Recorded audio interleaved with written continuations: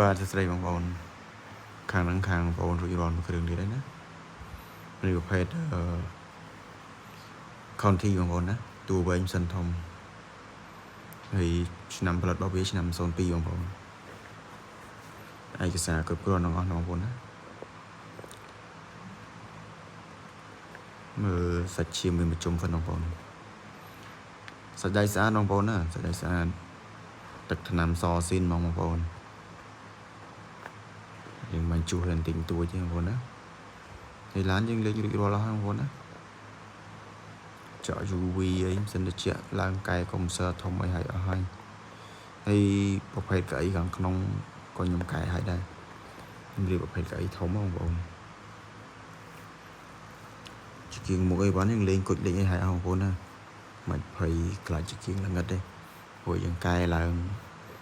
គុជអស់ហើយស្អាតបងប្អូនស្អាតមកគ្រឿងនេះស្អាតមែនទែននិយាយពីសាច់ដៃគូសខាងណាក៏បានបងប្អូនរើងមកខាងក្នុងគេបងប្អូន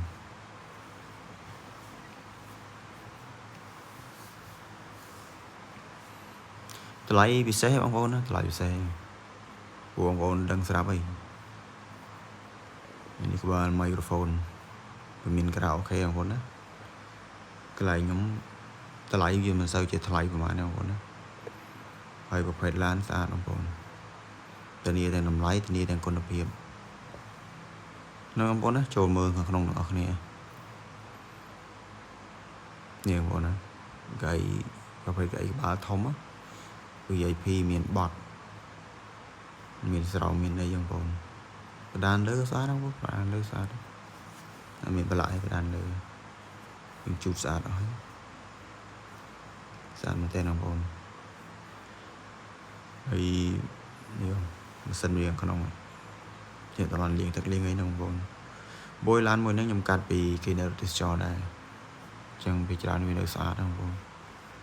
ហើយហ្នឹងសម្រាប់ពុកម៉ែបងប្អូនដែលមានតម្រូវការតំណែងបងប្អូនណាតាមឆាតក៏បានតាមលេខទូរស័ព្ទក៏បានដែរអរគុណច្រើនបងប្អូនណាសូមជម្រាបលា